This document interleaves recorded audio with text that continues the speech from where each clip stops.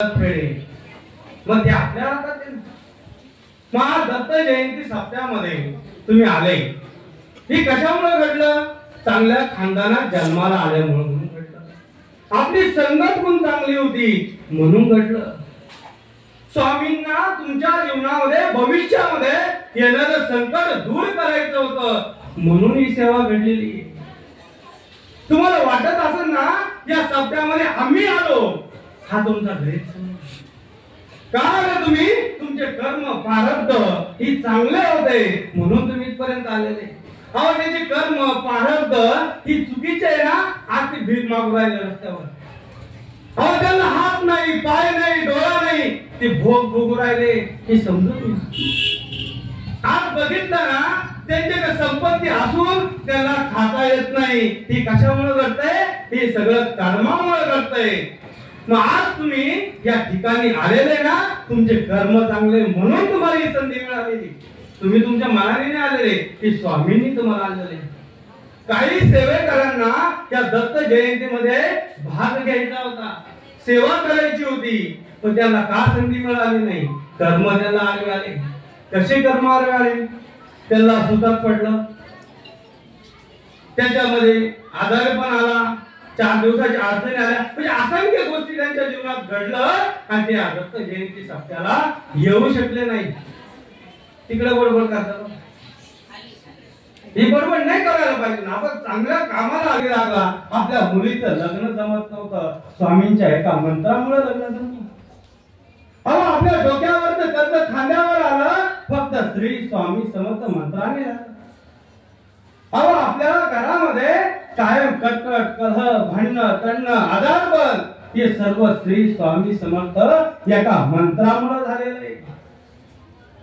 मग एक नाव मुखात घेण्यासाठी 7 जन्माची पुण्याही लागती, देवाची इच्छा लागती आणि आपले कर्म चांगले लागतात, तेव्हा एक नाव मुखात येतं. या 7 दिवसांमध्ये किती तुम्ही मंत्र स्तोत्र जप केलेले, किती पुण्य तुम्हाला मिळालं असेल. मी तर सोनं घेऊन तुम्हाला घरी जायचं. आयुष्यामध्ये सर्व तुम्हाला वारंवार मिळत, पण गेलेली वेळ परत माणसाला मिळत नाही.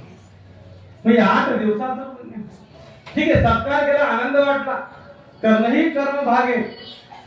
पण मला सांगा, या लोकांनी, या सेवेकरांनी या 8 दिवसामध्ये फार प्रकारची आपण धावपळ केलेली.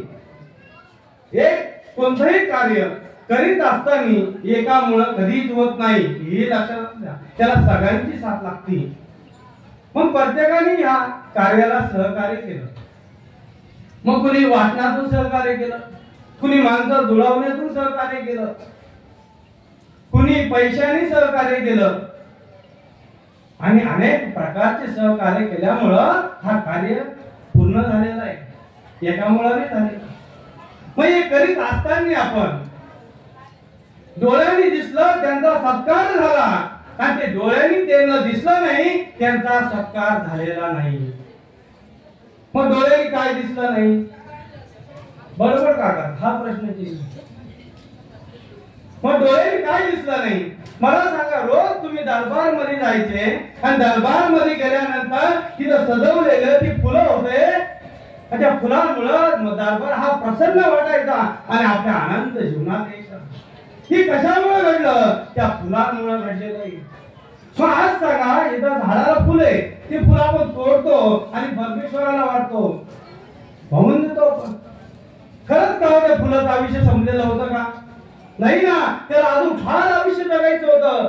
पण आपल्यासाठी तिने बलिदान दिलेले त्या फुलांनी, आणि त्या फुलाने बलिदान दिल्यामुळं तो परमेश्वराला आपण वाहिलं आणि तो आनंद आणि ते सुख आपल्याला मिळालं. पण त्याचा जीव गेला ना.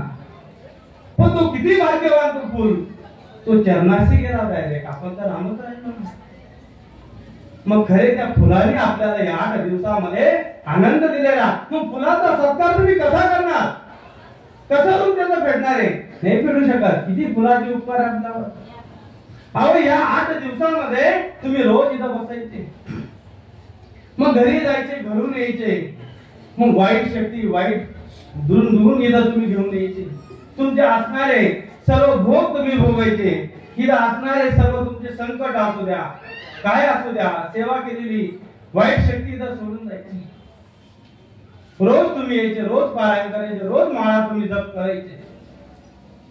पण आपण जप करीत असताना, सेवा करीत असताना आपल्याला काय करावं लागायचं? साफसफाई करावं लागायचं, दोष घालवण्याचं काम करायचं. त्याचं नाव होतं झाडू. झाडूच नसता तर तुम्ही जर बसले असते का रोज? पण त्या झाडूची किती उपकार आहे आपल्यावर. पण झाडू कधी मला माझा सत्कार कधीच म्हणत नाही, कारण त्याला अहंकार नाही, त्याला मीपणा नाही. तो फक्त करीत राहतो, करीत राहतो, करीत राहतो आणि त्याच्या आयुष्यात कल्याण होत असतं. मग झाडूची किती उपकार आहे. त्याच्या पलीकडे बघितलं ही भिंत नसती, ही शेत नसतं, ही फरची नसती तर काय तुम्ही पारायण केले असते? ही समजा चटई नसती तर सगळ्यात मोठे उपकार हा सूर्य उगलाच नसता तर तुम्ही पारायणाला आलेच नसते ना. म्हणजे किती उपकार सूर्यनारायणाचे. आणि ते कार्य करणारे कोण होते? स्वामी महाराज होते. त्याच्याही पलीकडे बघितलं की सीता माता आपण तिच्यावर रोज बसतो, रोज पारायण करतो. कधी तुला डोकं टेकून पाया पडले? तू इथं होती तो आम्हाला परवानगी दिली म्हणून आम्ही हे पारायण करू शकलो, कधीच नाही पडलो आपण. मग अशा अनेक गोष्टी होत्या, ते आपल्याला काय देत होते? साथ देत होते.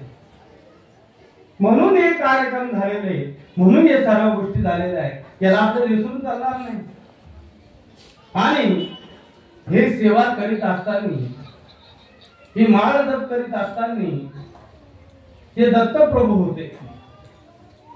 स्वामी महाराज या पृथ्वी तलावर जन्माला आले. दत्त प्रभू ब्रह्म विष्णू महेश. मग या सृष्टीमध्ये तेवढे तुम्हाला देव दिसतात ना, तेवढे पण ते सर्व देव म्हणजे दत्त प्रभू आहे. मग तुम्ही कोणत्याही नदीना, कोणत्याही नदीचं पाणी हे समुद्रापर्यंत पोहोचणार आहे.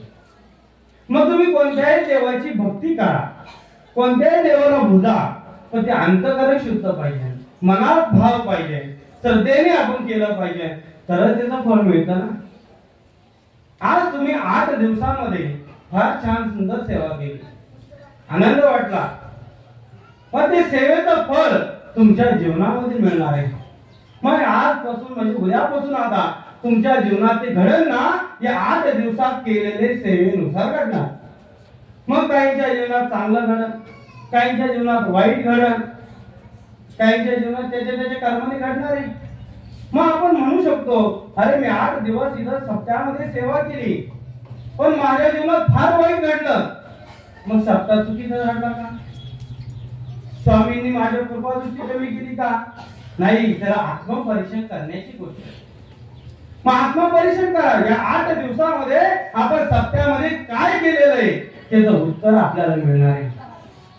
मग ठरवायचं, आम्ही पारायण करीत असताना आपला मनाची राव कुठं होता?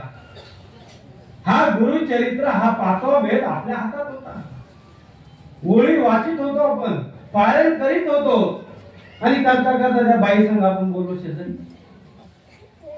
माईक मध्ये पठण चालू होतं. आता वाचणारे 2 जण होते, ते पुढे चालत होते. चला गाडी ठरवी, आपल्याला काय करायचंय ते मी पाहणं म्हटलं, म्हणजे आपण उलटून दिलं. अशा गोष्टी घडल्या पारायणामध्ये, असे काही घटना झाल्या. त्याच्यानंतर पारायण करीत असताना मंत्र स्तोत्र आपण अनेक जप केले. काही लोकांनी काय केलं? तळायचं काम केलं. त्याचं तसं अहो भगवंताच्या दारात आला ना, त्याचं सोनं आपण करायला पाहिजे. अहो कुणी पण या दरबारामध्ये येऊ शकत नाही, त्याला स्वामींची इच्छा लागते तरच आपण येऊ शकतो. आपलं भाग्य आपल्याला ते मिळालं, आपण त्याचं सोनं करायला पाहिजे. अहो बोलता बोलता हे 8 दिवस झाले आणि 8 दिवसाची सांगता आहे आणि सांगतेला आपण उपस्थिती लाभलेली आहे. आता उपस्थिती सांगता म्हणजे काय? या 8 दिवसाचं केलेलं कार्य, आपण केलेलं दान, केलेली सेवा, त्याचं पदरी मिळणार जे पुण्य आपण घरी घेऊन जाणार आहे. मग याला सांगता मात्र तो गोड झाला पाहिजे, आनंदी झाला पाहिजे, तेच आपल्याला पुण्य मिळणार. मग त्या पद्धतीने आपण आज पुण्य घेऊन ज्ञानाची शिदोरी, आशीर्वादाची शिदोरी आणि आपण कल्याणकारी आपण शिदोरी घेऊन जाणार आहे. मार्ग गोड झाला.